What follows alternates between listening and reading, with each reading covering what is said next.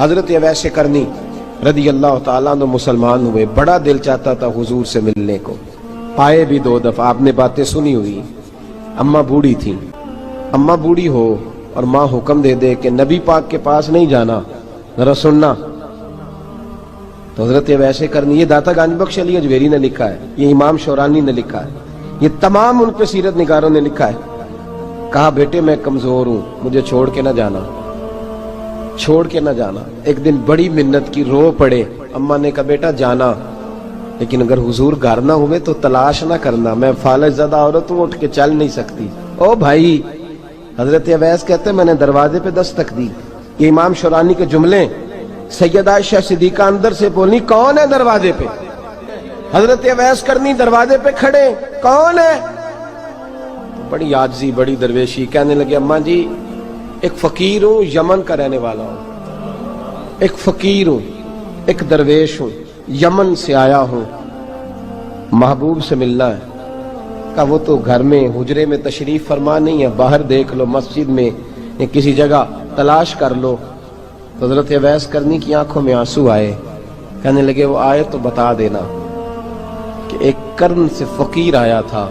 یہ امام شورانی کے جملے ہیں۔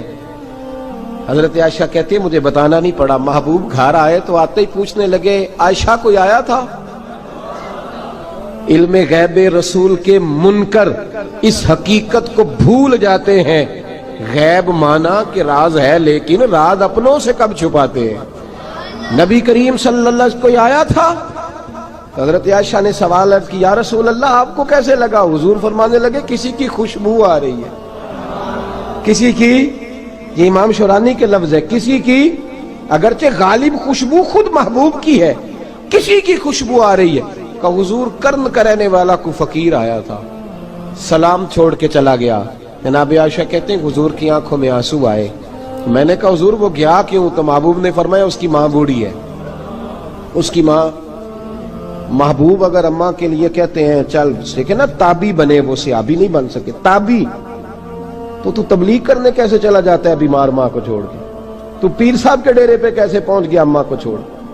تجھے کس نے اجازت دی کہ ماں باپ بوڑھے تھے اور تو کہے جی میں وہاں جا رہا ہوں، میں نے چلے کرنے ہیں، وظیفے پڑھنے؟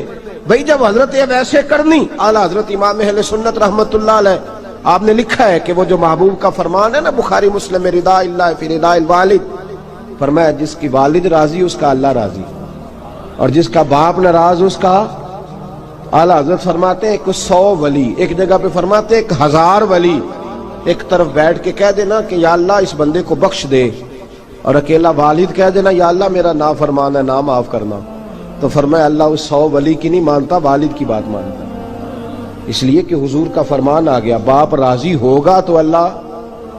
تو میرے بھائی شریعت ایک حقیقت ہے، اس حقیقت کو سمجھیں۔ حضرت اویس کرنی کی زندگی کا ایک پہلو یہ، دوسرا پہلو یہ جو ہے نا بڑی لمبی چوڑی داستانیں، اور بڑا ہمیں شوق ہے تصویروں کا، بڑا شوق ہے، آپ یقین کریں میری طرح کے بہت سارے لوگوں کے پوسٹر چھپتے ہیں، بڑی بڑی تصویریں لگی ہوئی ہیں چوکوں میں۔ استقبال سب سے اچھا وہ ہے جو قیامت کے دن ہوگا۔ اگر اس استقبال دیکھیں نا، یہاں ہم سے پہلے لوگوں کے بڑے استقبال ہوئے، پھر بعد میں کیا ہوا؟ چلے گئے وہ لوگ، ہم آ گئے، ہم بھی چلے جائیں گے۔ مٹی دیں تے مٹی رہنا ہی، ایویں کا دی بلے بلے، اج مٹی دے اتے بندیا تے کل مٹی دے تھلے۔